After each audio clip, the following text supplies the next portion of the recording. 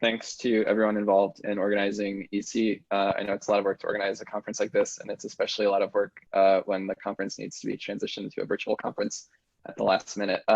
Today, I'm going to be talking, as Matt said, about a field experiment that was conducted on Spotify. And what we're going to be talking about with respect to this field experiment is essentially the effect that more personalized algorithmic content recommendations had on the diversity of content that people consumed.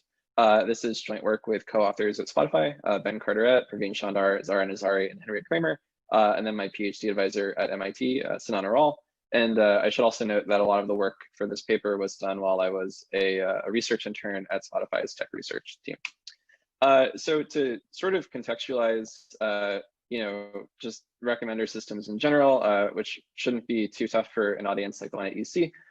We know both anecdotally and from the research literature that recommender systems are at this point very ubiquitous, and they also increase the number of sales in an e-commerce setting or the amount of engagement in more of a content setting.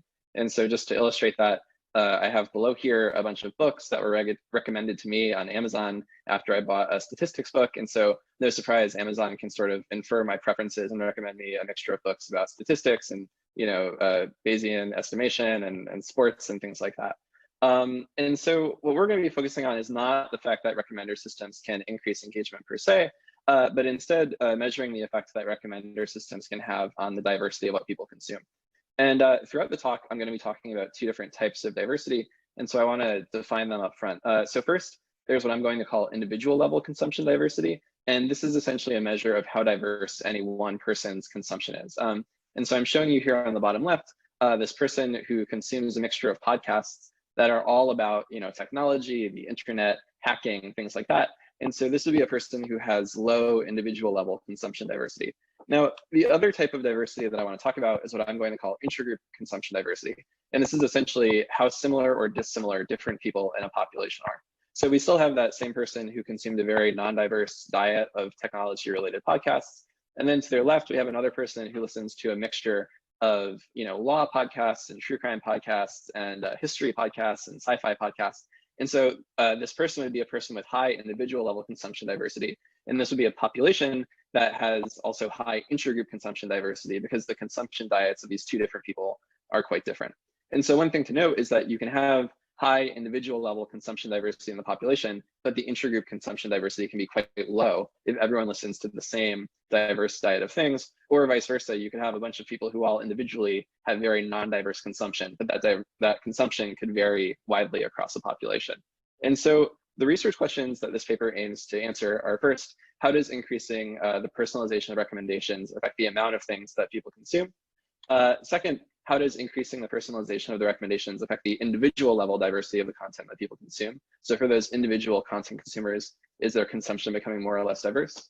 Second, how does increasing the personalization of the recommendations affect the intragroup diversity? So are people becoming more or less similar to one another when these recommendations are personalized? And finally, insofar as there are effects of greater personalization, to what extent do those effects spill over to organic listening, where the recommendations are not delivered directly, but someone is sort of engaging with content of their own volition? And second, to what extent do these effects persist over time? So if I only expose someone to personalized recommendations for a short period, are their longer term consumption habits affected? To give a sense of the current state of the related literature, so there's obviously in the computer science literature, a lot of papers on the technical aspects of recommender systems. So these are papers that just look at new algorithms to recommend things to people and to do a better job of getting things in front of people that they're going to like. There's also a lot of previous literature in both computer science, economics, management fields like this that show that when you do introduce personalized recommendations, sales increase or engagement with content increases on a given platform. The evidence I would say is a little bit more mixed on what effect algorithmic recommendations have on the diversity of what people consume. So if you look at the early literature on this topic from the early 2000s, there were sort of two camps of people, one camp was arguing that more personalized recommendations were going to homogenize what people listen to and everyone would just listen to the same recommended content. The other camp sort of argued that this was going to fragment the consumption landscape and everyone would purchase or consume things that were very different and kind of in these little balkanized clusters. And there wasn't really consensus. There have been two different strands of literature that have sort of looked at this question, and I would say one of them is more focused on actual market concentration in a way. So that literature, which I think is typified by this Hosanagar et al. Paper from 2013, is saying when you personalize recommendations, do the sales on an e-commerce website, or does the consumption become more or less concentrated in terms of, say, a Lorentz curve or a Gini coefficient? So is it becoming more of a winner-takes-all market? The other literature that has looked at this question, which I would say is typified by this Bakshi et al. Paper from 2015, is generally looking at the actual types of content that people consume, and is asking, for instance, does the news that people consume become more or less, politically homogenous, or is it more polarized? So looking less at the concentration and more at the actual content. This research is, I would say, very closely related to 3 recent papers, and so I want to highlight these individually. So first, there are these 2 recent papers that are field experiments where the authors actually introduce a recommender system into a live, field setting and see what effect that it has. So this Lee and Hosanagar paper looks at an e-commerce setting. They introduce personalized recommendations. They find that individual consumption diversity or purchase diversity actually goes up, but in aggregate diversity goes down because everyone's sort of becoming diverse in the same way. And then you have this Clausen et al. Paper also from last year, where they look at the introduction of personalized recommendations on a newspaper website in Germany, and they find that the personalized recommendations do increase engagement, but they also find that people's individual level diversity goes down.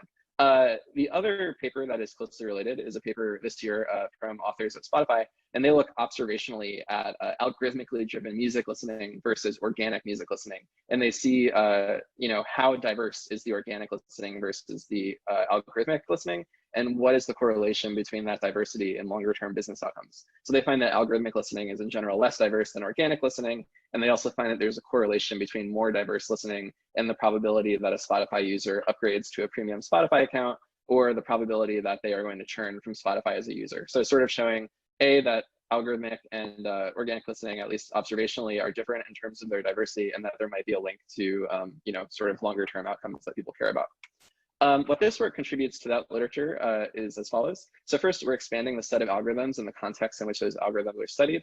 So you can imagine, there are many different ways to recommend content to people. And so the effects of one algorithm might be very different from the effects of another algorithm. So you could argue that this literature benefits from studying many different algorithms and also studying them in different contexts. Second, this is one of the first field experimental studies of recommender systems and the effect they have on diversity. So there's a lot of really good sort of more like lab experiments that look at the effect of diversity and recommendations. There's also a lot of really good observational studies that look at recommendations and diversity. I would say there's not quite as many papers that are doing field experiments at a large scale. And then finally, we provide causal evidence on how recommender systems affect diversity, not just in terms of individual users, but also looking across the entire population of users that are streaming. And so we find, to sort of preview the results, we find evidence of what I'm going to call an engagement diversity trade-off. And what I mean by that is that when these algorithms are tuned just for engagement, there are implications for the diversity of consumption, and those implications might have unintended or undesired long-term effects. So to give you an idea of the research setting, in this paper, we're looking at podcasts on Spotify. To convince you that podcasts on Spotify are important, here are some statistics from a recent Edison research study. So 51% of the US population has listened to at least one podcast. 32% of the US population listens to podcasts on a monthly basis. And of that 32%, 43% of those monthly podcast users have listened to a podcast on Spotify at some point. So the takeaway here is that a lot of people do listen to podcasts, and actually a lot of those people listen to podcasts on Spotify. What I want you to take away from this screenshot, which is from Spotify's desktop app, is that all of the podcasts are generally affiliated with different categories. So you can have an educational podcast or a true crime podcast or a comedy podcast. And so these categories are what we're going to use to measure the diversity of what people consume. So we're going to look at essentially their vector of category consumption and say, is this vector high entropy or low entropy? How similar or dissimilar are these vectors across the population? The experiment that we study, the treatment intervention changed the podcasts that were displayed to users in a section of Spotify's mobile app called Podcasts to Try, which you can see here on the left. So if you open up the Spotify app, you're taken to the home part of the app, and you see a bunch of recommendations for people that were in this experiment. They were shown this sort of carousel that recommended to them podcasts to try. And what the experiment exogenously varied is that in the control group, people were just recommended the 10 most popular podcasts among users in their demographic group. Here, a demographic group is defined as people in the same age range, self-reported gender, and country. whereas treatment users were recommended 10 podcasts based on a machine learning model. And so what that model did is it took a person's music listening history along with their demographic information and did some transfer learning in order to predict which podcast that user was likely to follow. Details of this algorithm are found in this upcoming Nazari et al. Paper, and so I won't go into the details of the algorithm itself in this talk. And one thing to note is that in this experiment, this podcast to try section of the app was actually removed once a user had streamed or followed their first podcast on Spotify. And the reasoning here is just that this feature was originally built to try and onboard new users to podcast listening who had never listened to a podcast. And so the thought was once a person had listened to their first podcast, mission accomplished, we no longer need to show them these recommendations. So this experiment ran from April 18th, 2019 to May 2nd, 2019. And the population in total across the two treatment arms is about 800,000 Spotify users. So to go into the results, first, consistent with the extant literature on personalized recommendations and engagement, we find large treatment effects on the number of podcasts that people stream. So we found that the number is sort of obscured by my control panel here, but we found that the personalization increases unique podcast streamers by about 36%. And if we also look at the podcast streams per user, we found that that increased by about 30%. So we're finding really large, statistically significant increases in the number of podcasts that people stream after being exposed to these more personalized recommendations. So the next thing that we looked at is the diversity of individual podcast consumption. And to look at that, we essentially calculated the Shannon entropy with respect to podcast consumption for each user in our population. And we did that entropy with respect to those podcast categories that I mentioned earlier.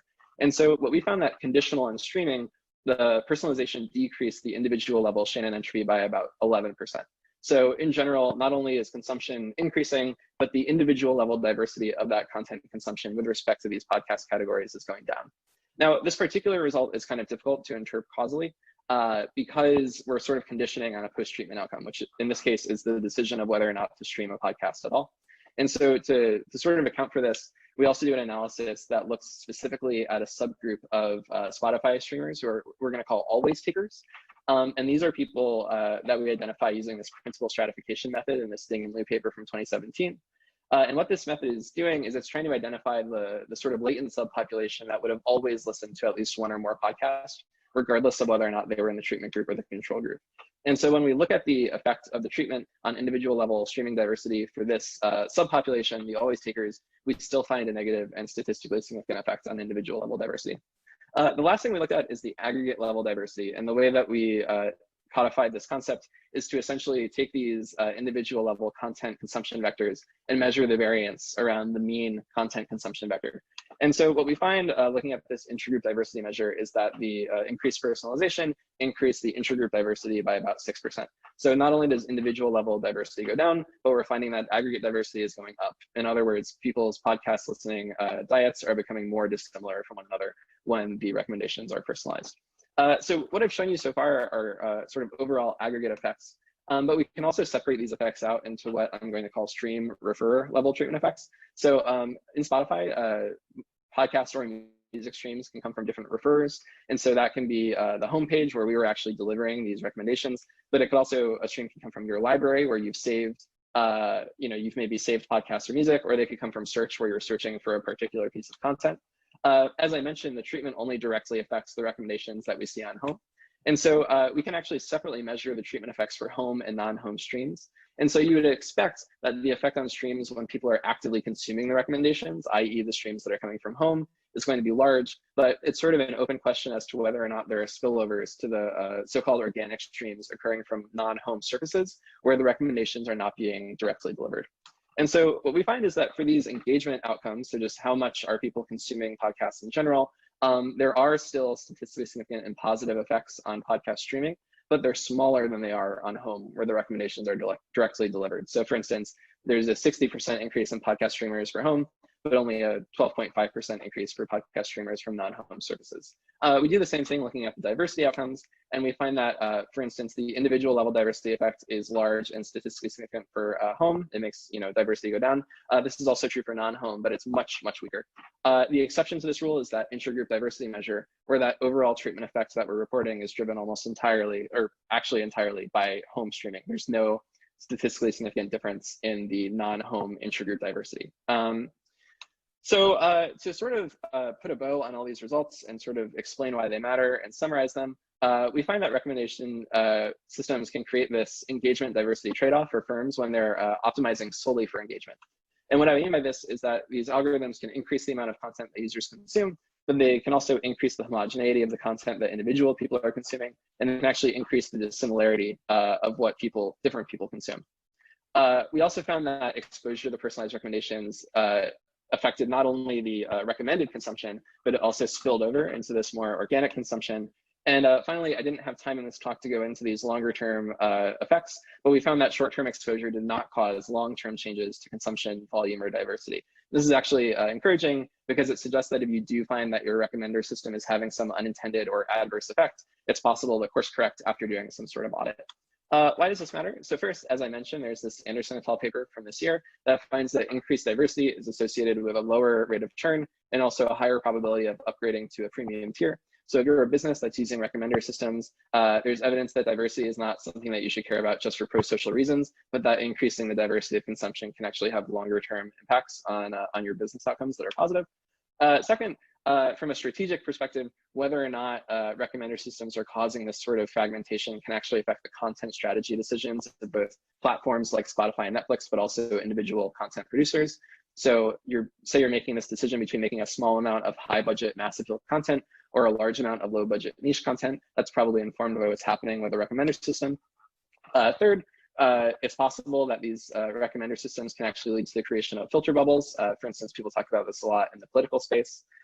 This is obviously important from a societal perspective, but it's also important because if you're a firm that's using one of these recommender systems, you don't want to be contributing to filter bubbles and maybe attracting negative public scrutiny. And then it's also important, this particular result, to compare and contrast to some of these more recent studies. And so relative to that Hosanagar et al. Paper that I mentioned, or the Clausen et al. Paper that I mentioned, our results at first glance might seem like they're not totally consistent. And I would say this highlights the need to study a number of different algorithms in a number of different research contexts, and also the need to take into account that there are many different ways to potentially measure diversity. We want to be thinking about these different diversity metrics when talking about the effects of recommender systems. Finally, I also want to highlight that this paper does focus on a recommender system where the objective function was focused solely on engagement, but there is a rich research literature that looks at recommender algorithms that explicitly take into account the diversity of content that people are being recommended or consuming. And so this type of result sort of solidifies the argument that this research is really important and that people should engage with this literature and try to build these systems. That's all I had. So thank you very much. I'm very, again, I'm really excited to have shared this research and welcome any questions, comments, or other feedback.